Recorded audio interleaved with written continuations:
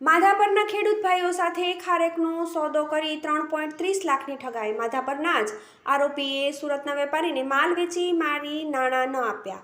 માધાપરના ખેડૂતના બે ભાઈઓ પાસેથી ગામના જ આરોપીએ ખારેકનો સોદો કરી તે ખારેક સુરતના વેપારીને વેચી મારી નાણાં ન આપીને ₹3,30,249ની છેતરપિંડી વિશ્વાસઘાત કરતા આરોપી વિરુદ્ધ માધાપર પોલીસ મથકમાં ફરિયાદ નોંધાવાઈ છે। માધાપર નવાવાસમાં રહેતા અને પુરાસર રોડ પર શ્રીરામ ફાર્મ નામે વાડી ધરાવતા કિશોર ખીમજીભાઈ ઈરાણી નામના ખેડૂતે માધાપર જૂનાવાસમાં રહેતા આરોપી મોહમ્મદ સાહિલ ઇશાક ચૌહાણ સામે ફરિયાદ નોંધાવી છે।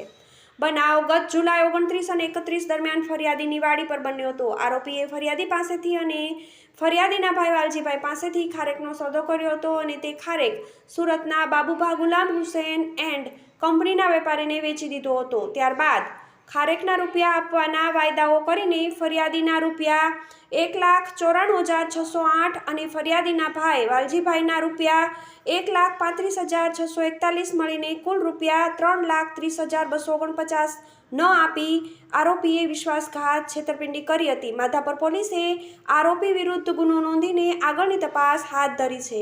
TV18 news Bhuj.